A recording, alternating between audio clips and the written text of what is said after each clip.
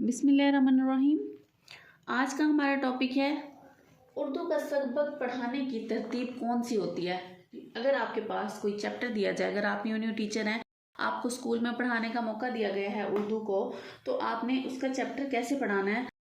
सबसे पहले आपने तारुफ बताना है। कोई भी चैप्टर हो, आपने उसका तारुफ बताना है।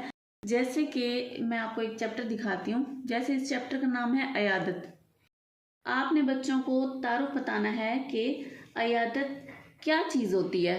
अगर कोई बीमार हो जाए तो हम उसकी अयादत करने के लिए जाते हैं, तो फिर आपने बच्चों से भी फीडबैक लेना है कि अगर हम अयादत के लिए जाएं तो उसके बारे में आपने कुछ सुना हुआ है कि इसका कितना सवाब होता है, या हमें क्यों जाना चाहिए, ये हमारी इखलाकियात के मुताबिक है या नहीं है।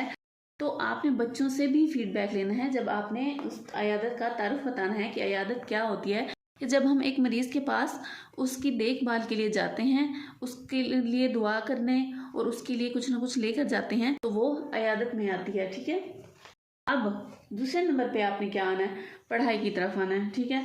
अब पढ़ाई में मोस्टली क्या होता है कि ना चैप्टर के अंदर मुश्किल अल्फाज दिए होते हैं, और यहाँ पे आप देखें जो ख़ास अल्फाज होते हैं ये भी मुश्किल अल्फाज होते हैं जो इस चैप्टर में यूज़ हुए होते हैं। ठीक है, जो इस सबक में आए हुए होते हैं। तो सबसे पहले आपने पढ़ाई करवानी है। अगर बच्चों को पढ़ना आता है तो आप बच्चों से रीडिंग करवा सकते हैं। अगर उनको पढ़ना नहीं आता तो आपने खुद पढ़ना है। एक तो आपका लहजा जो है ना अच्छा होना चाहिए, आवाज़ आपकी वाज़ेह होना चाहिए, कहाँ पे आपने ठहरना है, कहाँ पे आपने नहीं ठहरना। लहजे को बदल बदल के आपने उसको स्टोरी की तरह एक पढ़ना है। ठीक है, अगर वो एक स्टोरी टाइप है। अब आपने बच्चों को मुश्किल अल्फाज करवाने हैं। ठीक है, या तो बच्चों को पेंसिल दे दें, साथ में वो होल्ड कर लें, और जहाँ पे मुश्किल अल्फाज है उसको आपने साथ साथ अंडरलाइन करवा देना है। अदरवाइज आपने सबक की पढ़ाई के बाद जो मुश्किल अल्फाज हैं वो बच्चों को बताते जाएं कि फर्स्ट लाइन में ये लफ्ज़ आ रहा है, इसको आप अंडरलाइन कर लें, सेकंड में ये लफ्ज़ है, इसको अंडरलाइन कर लें। आपने उस मुश्किल अल्फाज के बच्चों को मैनी भी बताने हैं। ठीक है। थर्ड है उसके बारे में खुलासा। ठीक है, उस पूरी कहानी को पढ़ने के बाद आपने पूरी कहानी जब उसको बतानी है बच्चों को, तो उसका खुलासा बताना है कि इस कहानी में क्या क्या हमने सीखा है। ठीक है, मतलब एक स्टोरी टाइप है, 2 या 3 कैरेक्टर हैं उसमें।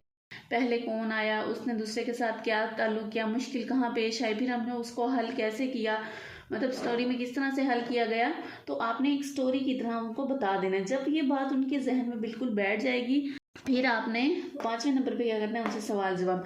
अब ये सवाल जवाब, अभी हम मशक की तरफ नहीं जा रही, ये सवाल जवाब आप ओरल बच्चों से पूछ रहे हैं कि आपने क्या क्या सीखा है। आप अगर ये बात थी तो क्या हुआ था, इस तरह से ये चीज़ थी, फलां बंदा उसके पास आया था इयादत के लिए तो उसने क्या अल्फाज इस्तेमाल किए थे। मतलब आप बच्चों की मेमोरी चेक कर रहे होते हैं। ठीक है, तो आपने एंड में क्या करना है, सवाल जवाब करना है।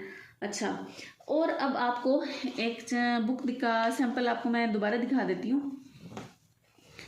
यहाँ पे जो एक बुक आई हुई है उसमें स्टार्ट में ये चीज़ जो होती है इस्लाहत तालीम, मतलब इस चैप्टर को पढ़ने के बाद बच्चे किस किस चीज़ के काबिल हो जाने चाहिए।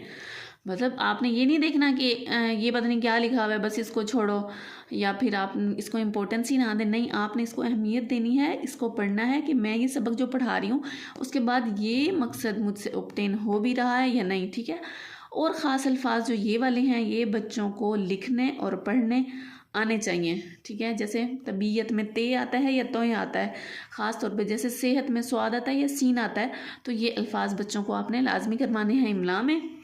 ये ज़बानी सवालात जो आप चैप्टर स्टार्ट होने से पहले पूछेंगे। अगर बॉक्स पहले आया हुआ है तो आप चैप्टर से पहले पूछेंगे, अगर बाद में आया तो बाद में पूछेंगे।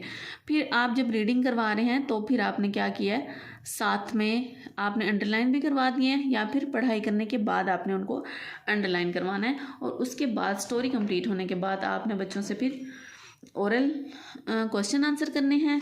फिर आपने पूछना है कि आपने इस स्टोरी से क्या सीखा, तो बच्चे डिफरेंट अपने व्यूज़ बताएंगे। तो ये है सबक को पढ़ाने का तरीका। उर्दू को अगर आप पढ़ा रहे हैं तो इस तरतीब में पढ़ाएं। उसके बाद हम एक्सरसाइज को डिस्कस करेंगे। Thank you.